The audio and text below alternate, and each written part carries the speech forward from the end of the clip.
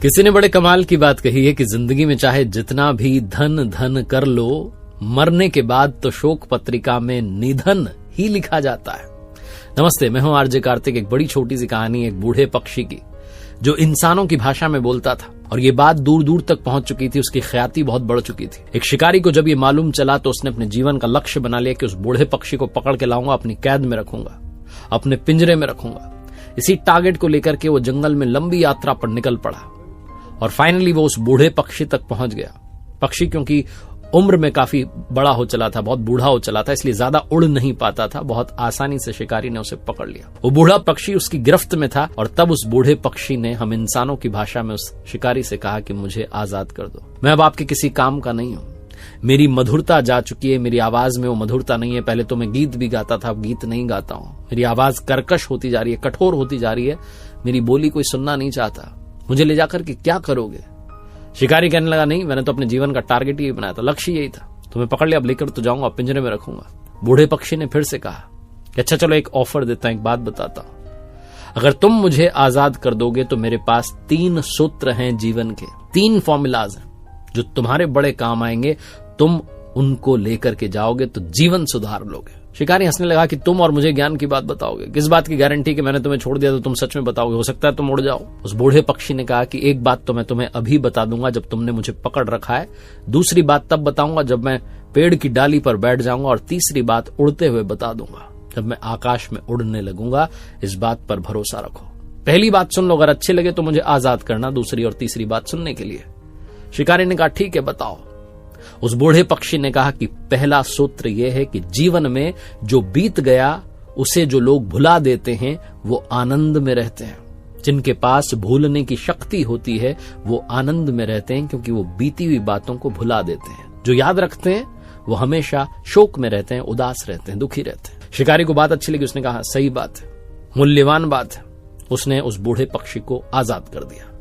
पक्षी उड़ा और जाकर के पेड़ की डाली पर बैठ गया। वादे के मुताबिक उसने दूसरा सूत्र बताया। उसने कहा कि सुनो, ध्यान से सुनो। जीवन में कई सारे लोग तर्क विहीन बात पर भरोसा करते हैं, जो बात लॉजिकल नहीं है, इलॉजिकल है, उस पर विश्वास करते हैं और अपना जीवन बर्बाद कर लेते हैं, अपने जीवन को दुख में डाल देते हैं, शोक में डाल देते हैं। इसलिए कभी भी जो तर्क विहीन बात है, जिसमें कोई तर्क नहीं है, लॉजिक नहीं है, उस बात पर भरोसा नहीं करना चाहिए। शिकारी ने कहा बहुत अच्छी बात है। तभी वो बूढ़ा पक्षी उड़ गया और उड़ते उड़ते कहने लगा कि तुम कैसे इंसान हो, तुम्हारा बहुत बड़ा घाटा हो गया। मेरे पेट में 2 बहुमूल्य हीरे थे, अगर तुम मुझे ले जाते, मेरे अंदर से वो हीरे निकालते तो तुम दुनिया के अमीर इंसान बन जाते। जैसे ही उस बूढ़े पक्षी ने कहा, शिकारी माथा पकड़ करके वहीं जमीन पर बैठ गया। उसकी आंखों में आंसू आने लग गए और सोचने लगा कि क्या कर दिया, जो मेरे हाथ में था उसे मैंने जाने दिया।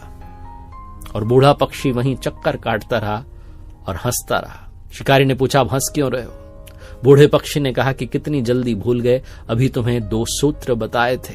पहला सूत्र क्या बताया था कि जो बीती हुई बात को भुला देता है वो आनंद में रहता है। अभी भी तुम उसी में अटके हुए हो कि तुमने मुझे जाने दिया। दूसरी बात क्या बताई थी कि जो तर्क विहीन बात पर भरोसा कर लेता है वो मूर्ख होता है, वो फालतू में जीवन को उदासी में डालता है। तुम एक ऐसी बात पर भरोसा कर रहे हो कि मेरे छोटे से पेट में 2 हीरे होंगे, तुमसे बड़ा मूर्ख कौन होगा? शिकारी ने कहा तीसरी बात तो बता दो। वो बूढ़ा पक्षी कहने लगा कि जब तुम्हें 2 बातें ही समझ में नहीं आई तो तीसरी जान करके क्या करोगे? लेकिन फिर भी बता देता हूं कि ये दुनिया में जो हमें शरीर मिला है ये नश्वर है। इसके लिए जो कुछ इकट्ठा कर रहे हो वो सब एक दिन नष्ट हो जाएगा और शरीर भी एक दिन नष्ट हो जाएगा। ये बोलते हुए पक्षी उड़ करके चला गया।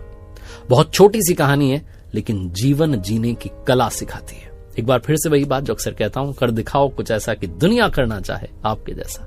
मेरी नई किताब को प्यार देने के लिए बहुत बहुत धन्यवाद। Amazon, Flipkart, बुक स्टोर्स में अवेलेबल है और मेरी वेबसाइट पर कुछ कोर्सेज हैं जो आपकी लाइफ चेंज कर सकते हैं, आपकी लाइफ को ट्रांसफॉर्म कर सकते हैं। www.rjkartik.in इस वेबसाइट से आप उन्हें अवेल कर सकते हैं।